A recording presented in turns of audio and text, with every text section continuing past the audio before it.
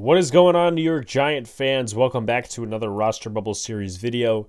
Hit the like button if you haven't already, comment, and subscribe. Turn on post notifications so you know when the live stream pops or video drops. Appreciate coming back. Share this out. Again, do all the good stuff.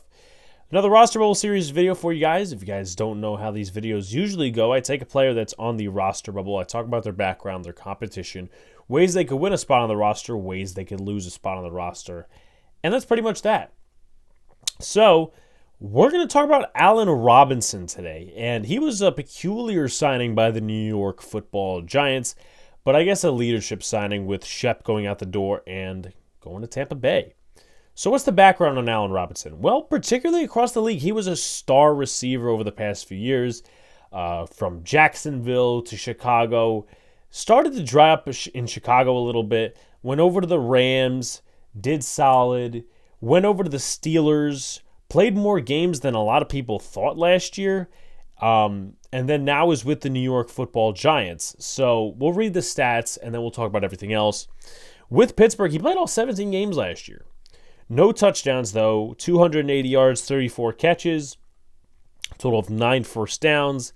In terms of snap percentage with the Steelers, 72% on offense, which, again, isn't bad considering the age and the where he is at this point in his career. He is 31 years old. The year prior with the Rams, 339 yards, total of 33 catches, 3 touchdowns. The year prior is where it really started to go down. 1 touchdown, 410 yards, 38 receptions with the Chicago Bears. And then the prior 2 seasons, in his age of 27, 26, he had over 1,000. And then even his prime years in Jacksonville, where they made the playoffs one year and this, that, and the other thing. So what is this competition looking like? What's the state looking like? Well, you got your first 3 receivers either way, and even attach Darius Slayton to it. Though it will come down to reps and this, that, and the third.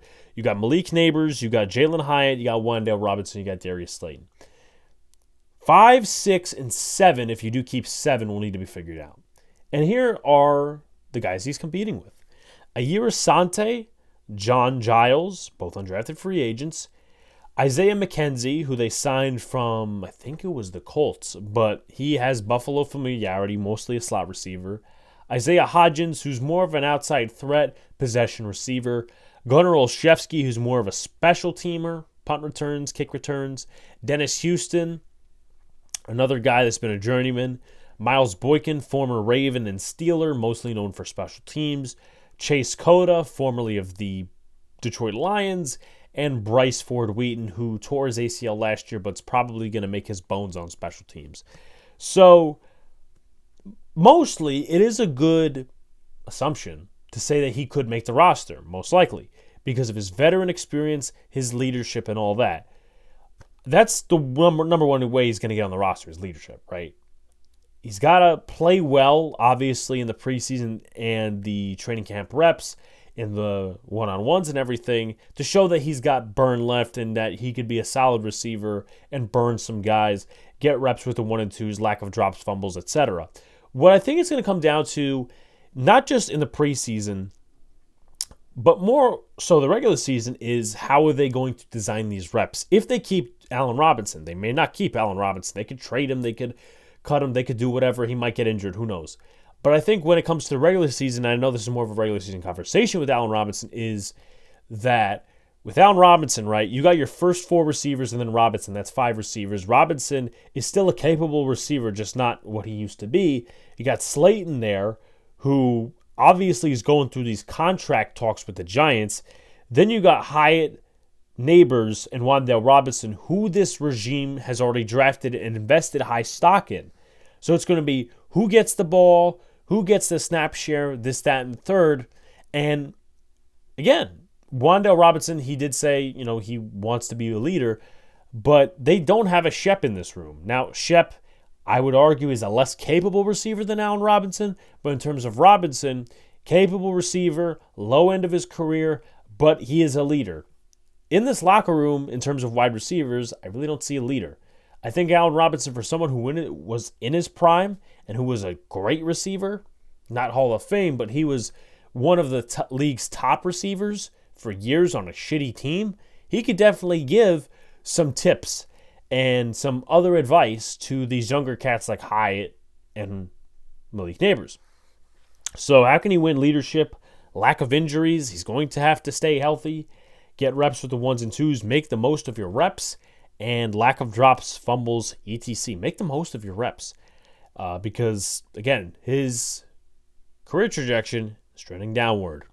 How can he lose? Drops, fumbles, etc., getting injured, and not showing effective leadership. If he doesn't stand out to the guys as a leader and he's not performing, that's going to be obviously bad to anyone who would be. Because they could say, okay, well, they're let's be honest, guys. It's a 1-year contract for Allen Robinson. I think it was a veteran minimum. So it's not like, oh, it's a 2-year contract and this is the cap hit and this, that, and the third. No. They have a 1-year contract with him. He doesn't have to stay here. It's probably just to get solid reps just in case of injury and tune up this receiving core. That way they could be one of the better ones in the league and they're under solid leadership other than wide receiver coach Mike Groh. So leadership, lack of injuries, get reps with the ones and twos, make the most of them, lack of drops and fumbles. That's how he could win a spot. How he can lose: injuries, drops, not showing effective leadership, drops, as mentioned, and fumbles, and everything else in between. I think Allen Robinson's going to make the roster. I know a lot of people say, oh, well, I don't know if he's going to make the roster because Slayton's there. Like, that's not an excuse. I believe Allen Robinson will play the best of his ability in the preseason. I think he's going to be a leader in this locker room, and it's just solid, right?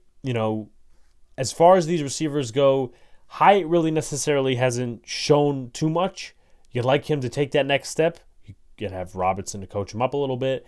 Malik Neighbors, he's there. You don't want any risk of injury either because, outside of a leader, Allen Robinson is still solid at his 30, 31-year-old self, alongside Slayton, who's going to be mixed in with reps, and then you'll figure out the next receiver or two, whether it's special teams or just solid on offense. But I think Robinson makes the roster, and I think he should make the roster.